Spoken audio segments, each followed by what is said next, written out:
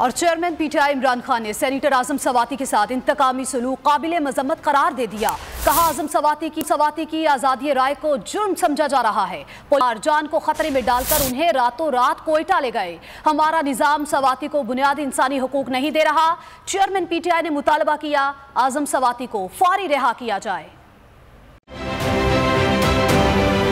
आप ये समझें, ये जो हक है ना, हक पे खड़े रहना और हक को बोलना, ये दूर से लगता है तन्हा हो गए लोग। आप खान साहब को देखें, तन्हा दिखाई देने, सारी जमातें मिलकर उनके खिलाफ हैं, लेकिन आज भी पाकिस्तान की आवाम उस हक की आवाज़ के पीछे जो है 80% से ज़्यादा आवाम उनके साथ है। सेम एग्जैक्टली इसी तरीके से बोल की कहानी है भाई। बिल्कुल अलग आपको तन्हा दिखाई देगा, हर जगह आपको खड़ा हुआ नजर आएगा, हटेगा नहीं किसी चीज़ से। और उसके साथ भी 80% आवाम अगर आज आप देखें तो उसे बोल दिख रही है।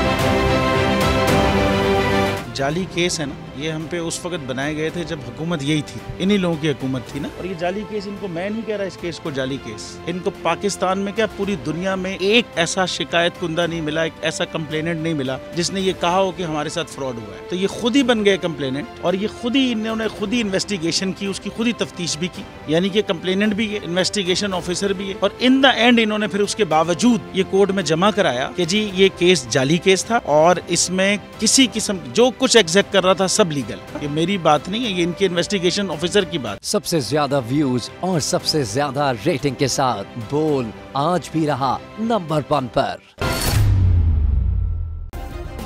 सब्सक्राइब करें और बेल दबाएं ताकि कोई खबर रह न जाए।